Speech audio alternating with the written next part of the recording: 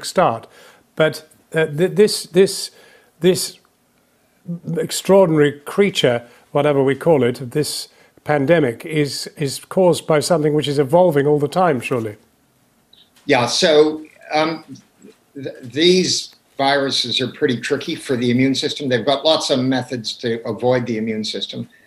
They don't mutate as fast as influenza, though. The mutation rate in this virus is pretty slow, but the intensity of your immune response is not so great for this virus. So in many ways, I think the observation made by the previous speaker is right. We're probably going to need a seasonal coronavirus vaccine that we all have every year to give us protection. And that may change with mutations, but this isn't a very variable virus. And I suspect it may stay the same for some years before we need to change it. And finally, Sir John, the question everybody's asking you, when?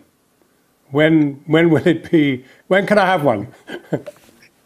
Yeah, so as you may have spotted, there's a wide range of views on this subject. I'm hopeful we're going to start to get a readout early in the autumn as to whether this thing works or not. A lot of this depends on the intensity of infection. So in order to get a readout, you have to have a certain number of incident cases in the control vaccine population. And that then tells you that you can look at the real vaccinated population and see whether they've been protected. So I'm hoping that's going to happen pretty smartly this autumn. But then don't forget, these vaccines are unlikely to completely sterilize a population. They're very likely to have an effect which works in a percentage, say 60 or 70%.